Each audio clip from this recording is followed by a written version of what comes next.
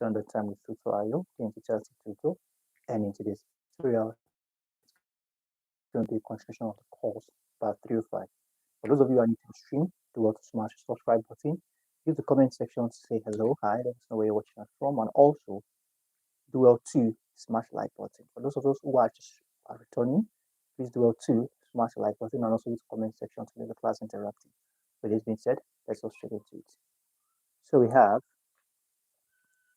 PAD 305.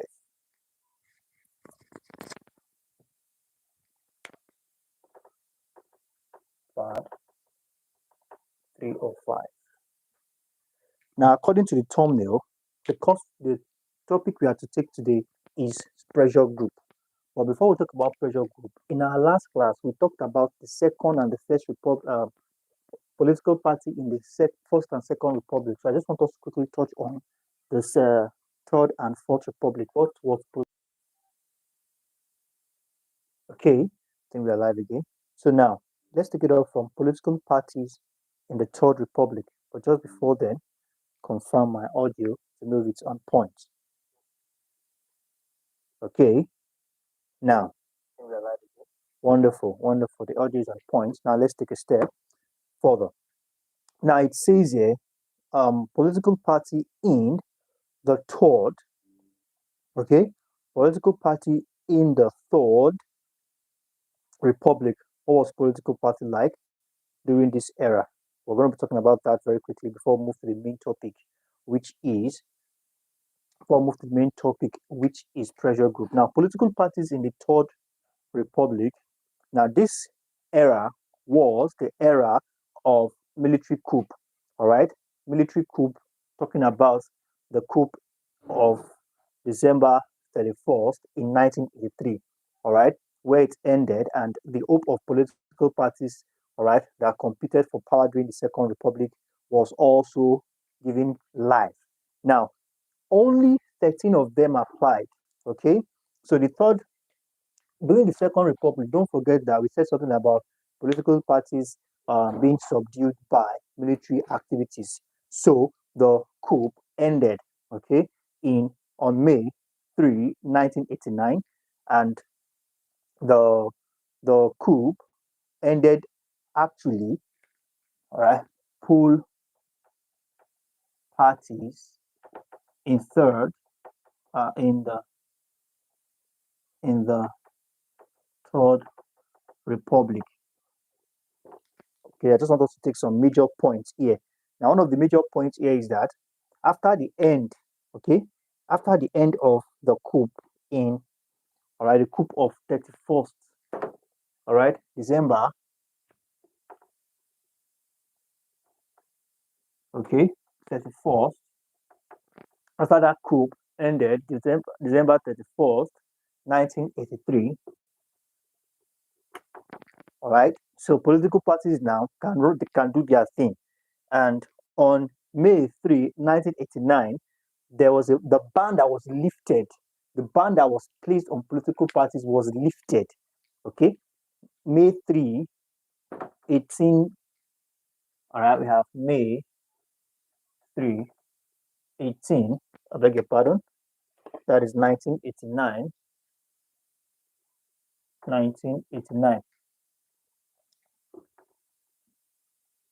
End of coup. All right. Lift on political. Let's just put like lift on political parties ban. All right. The ban was lifted, and political party could now do what they are best known for. All right. What they are good at. And there were just 13 political parties that applied for registration because of the stringent guideline issued by the defunct NEC, which is the National Electoral Commission. Just 13 of them registered during this May 13, 1989. Now, the parties that emerged were, all right, the parties that emerged were centric parties. Now, 5 political parties were registered during this era under the Sani Abacha transition program, and they were, all right, only 13 okay, out of 13 that applied, only five were registered. And these five political parties were UNCP, that's the United National Congress Party, and NCPN, National Congress Party. Out of these 13 that applied, only five were registered. And they were the likes of UNCP, NCPN, CNC, and DPN. CNC is the Congress of National Consensus. We have DPN as Democratic Party of Nigeria. I don't want to write them out because this is not the main thing we are doing today. It's just a quick walkthrough on it. So those are the points we need to. And we also have GDM. All right, these were the five that were registered.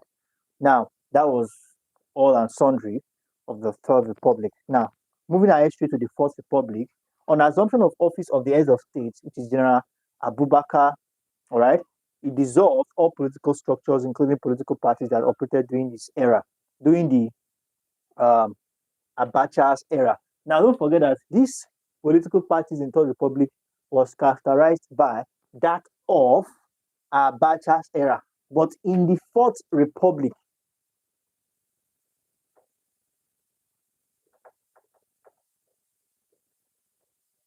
all right, in the Fourth Republic,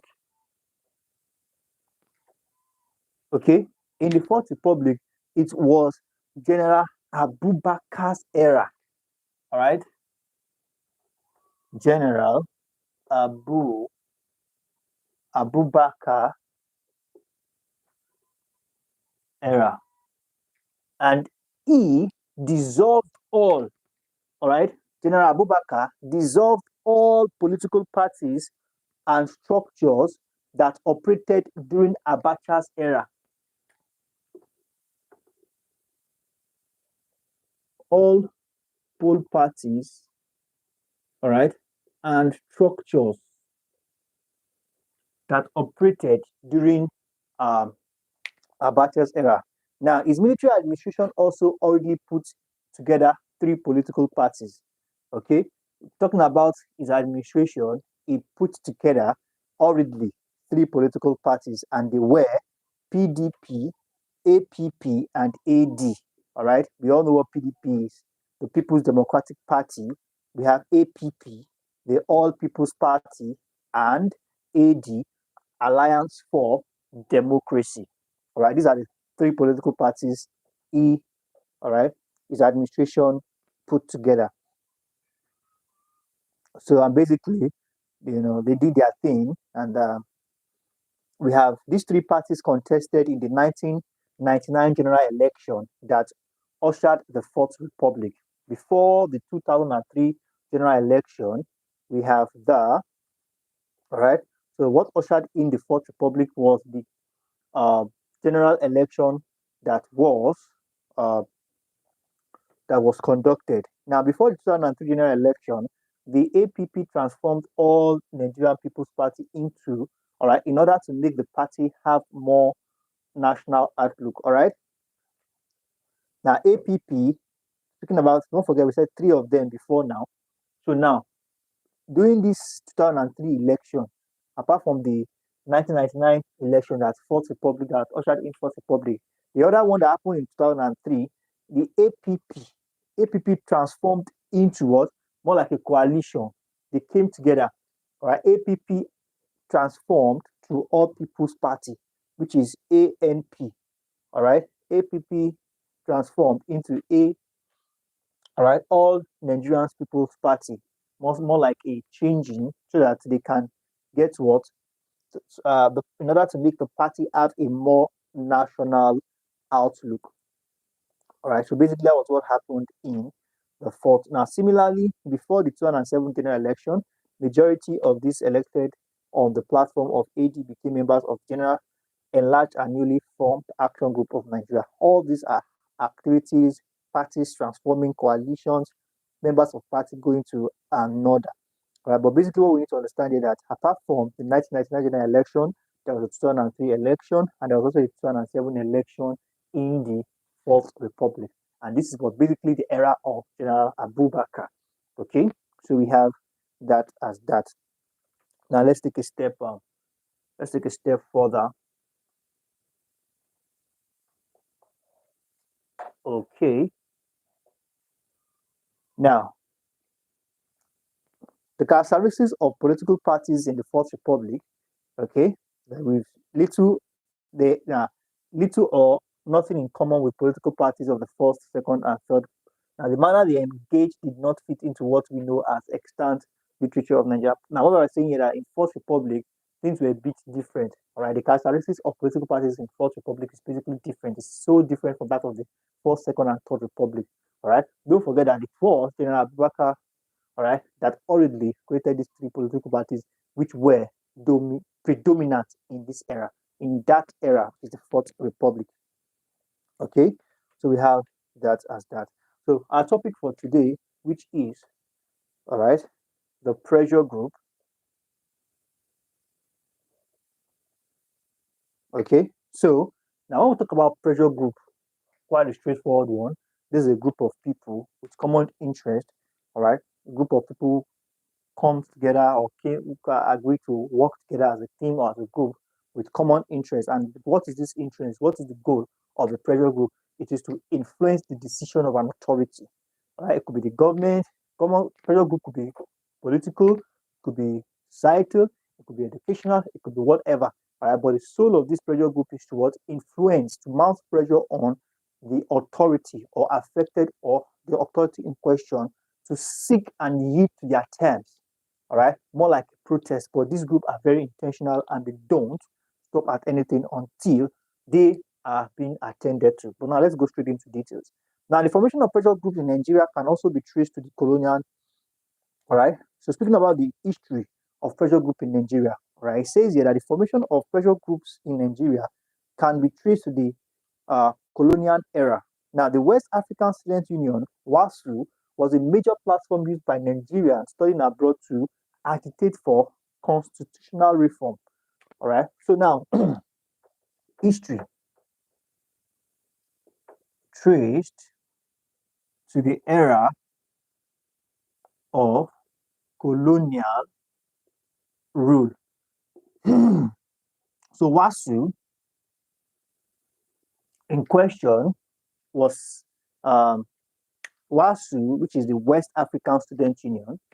So we have West African Student Union. Are we together?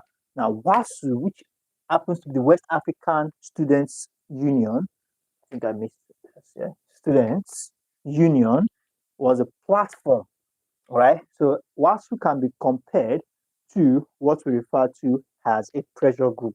And WASU, basically, the reason why WASU was created is to what? Agitate for constitutional reform. When we talk about reform, constitutions are not perfect, okay? They are not perfect. And human activities, human revolve, human change, human beings develop. So does our activities too. So the constitution that was written 20 years ago, 50 years ago, might not be working for the happenings or the activities in the contemporary era. All right. So a lot of things can not play out well. So therefore, this group, okay, basically they were created by students, West African students, and the reason why this group was created is to what? Influence decisions, to influence authority on making reforms on constitutions. And don't forget, when we say constitution, we're simply talking about written down rules, regulation that determines how things should be done in a country, an organization, state, what's the view.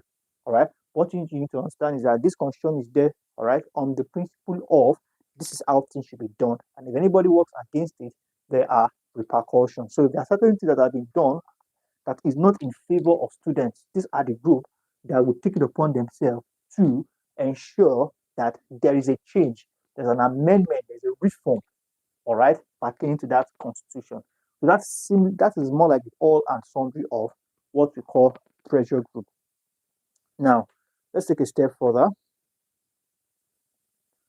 Now, specifically, this group, one of their primary objective was to oppose tribal what?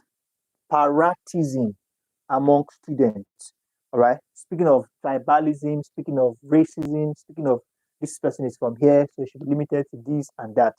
This is one of their goals. Things that were not okay, since they feel that it is not proper to humanity as a whole.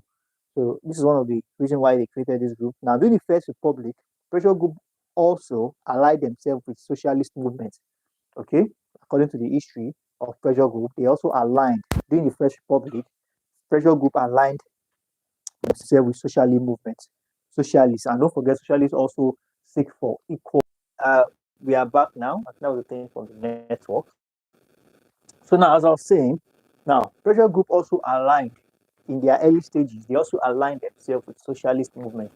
And socialist movements are these movements whereby people come together, they feel these certain things are not right, and therefore they need to be addressed.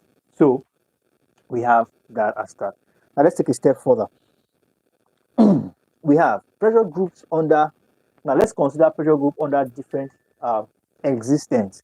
We have that of pressure group under the military administration. If everything is done, everything if everything is done in a certain way, when it comes to military era, it is done now in a different way entirely.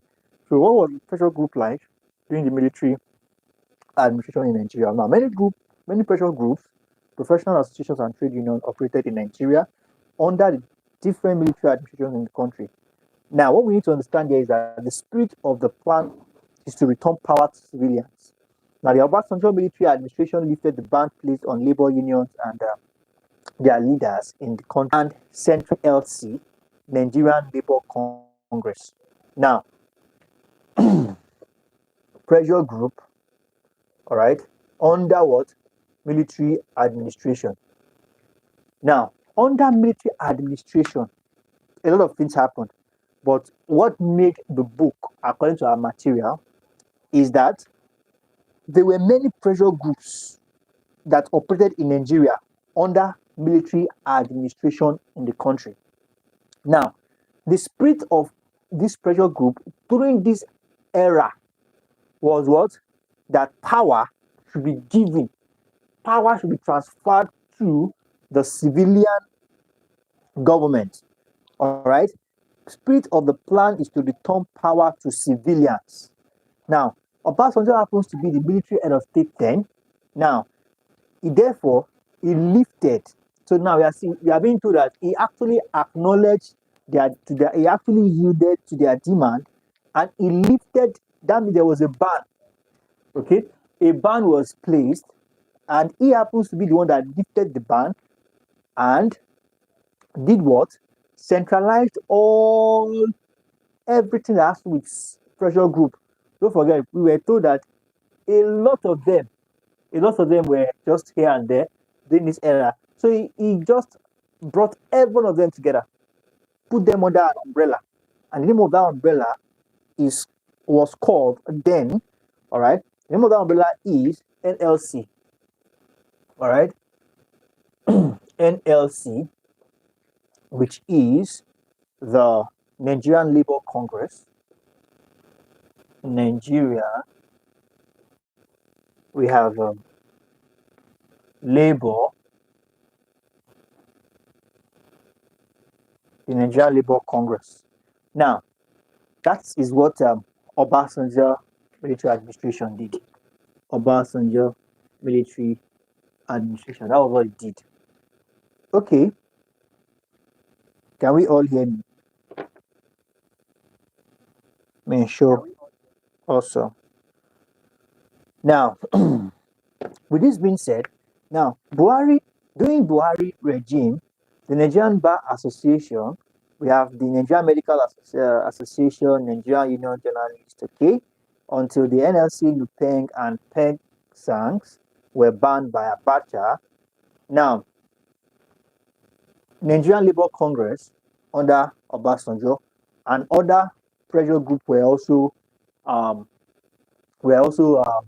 given a voice, just like we have it here, that during Buhari regime, he gave voice to the NBA, the Nigerian Bar Association, the NMA, Nigerian Medical Association, Nigerian Medical Association, the NUJ, Nigerian Union Journalists, Nigerian Union Journalists. All right, and we have that as that. And also, there was a time whereby Abacha was in charge, and he placed a ban on NLC, Nigerian Labour Congress Nupeng.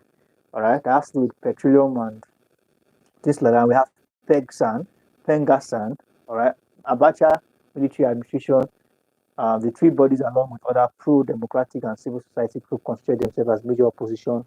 All right, these were serious threat to his administration, and he felt that they were a waste of time and a serious threat, so he just placed the ban on them. All right, so it's a lot going on back and forth with pressure group in the history of Nigeria. So we have basically, okay, I should write out this. I should write out this point so that we can actually perhaps might need them, although they are in the keynotes. For those of us who are not yet a member, that's why I recommend we should endeavor to enroll Nigerian Medical Association, Nigeria Medical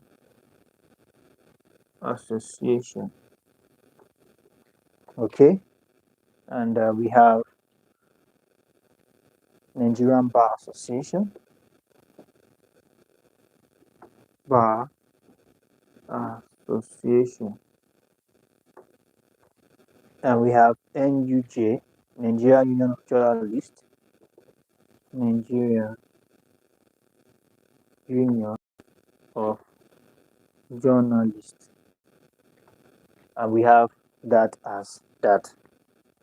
Basically, these are all, or we have on the pressure group during the military, the history of pressure group in Nigeria.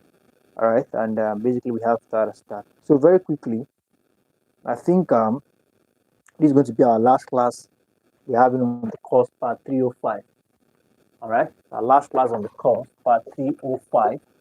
The next time we are meeting in the Telegram class where we can ask our question and conclusively close the chapter on this course and move to the next course.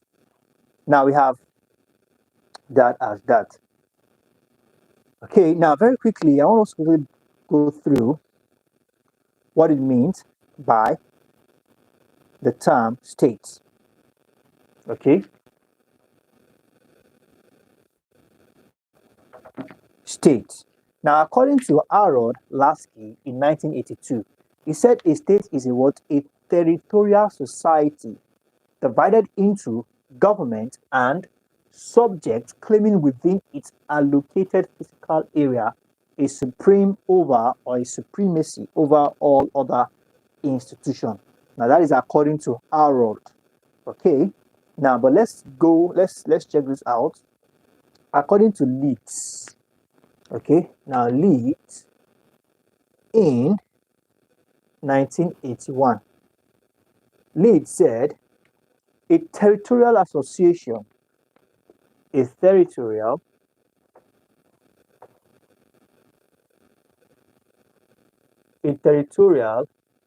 association, an area with a clearly defined boundary. Please note the point. An area with a clearly defined boundary. Okay?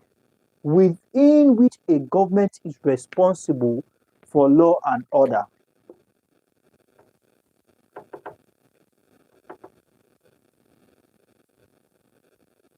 A government is what? Responsible for law and order. Now let's take note of something here. Everybody's definition has been talking about states being an association, has a specific area, territory, has a boundary, it also have a government. Those are the recipes of defining a state. Okay? Those are the recipes of defining a state.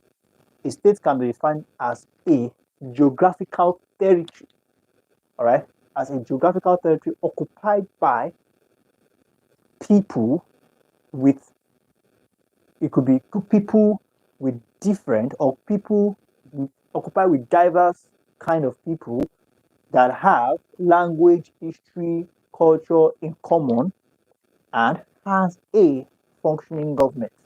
A territory, a geographical territory means that it's a space, they occupy space, and they have boundary, and these people are related either by culture, history, tribe, or language, and they have government and there's law and order. These are the recipes of. So now we have the function of the state. Okay, the function of the state. We have just few of them here. I think just to protect the society from external attacks and violence. All right, both internal and external attacks and violence. Also, maintain, all right, provide, okay, certain public works, establish exact administration and justice. So are the functions, some of the functions of the state. Also, we have maintenance of law, defense, and sovereignty. So we also have nation. All right. Now the term nation is said to be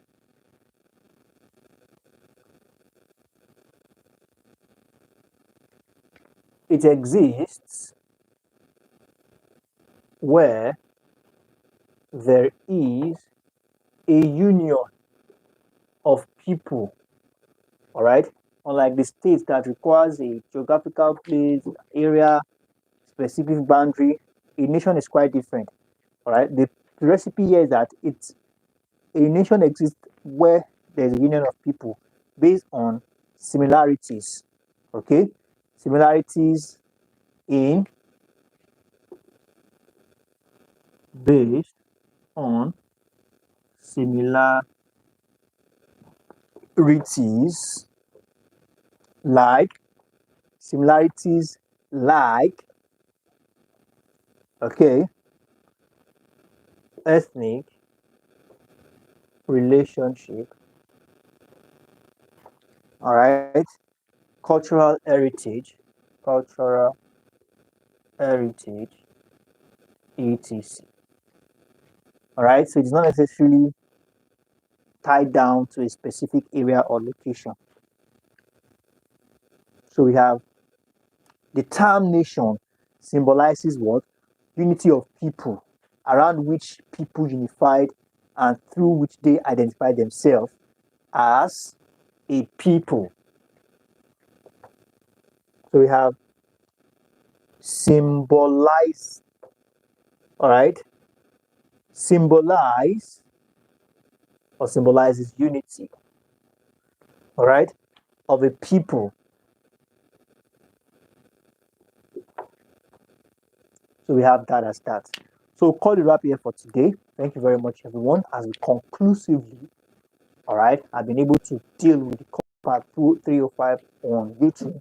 It's an introduction to this course. Get familiar with the course. The next time we are meeting is on Telegram, we'll get to do more of the discussion and in-depth elaboration. For those of us who are yet to become a member of the private class, do well to enroll today. Visit us on www.tutor.com, where you get to see the WhatsApp button on our homepage. Smash WhatsApp button, take you directly to my DM, and you can ask your questions on how to go about joining the private class. You have a wonderful evening. I look forward to seeing you on subsequent tutorials. Bye for now.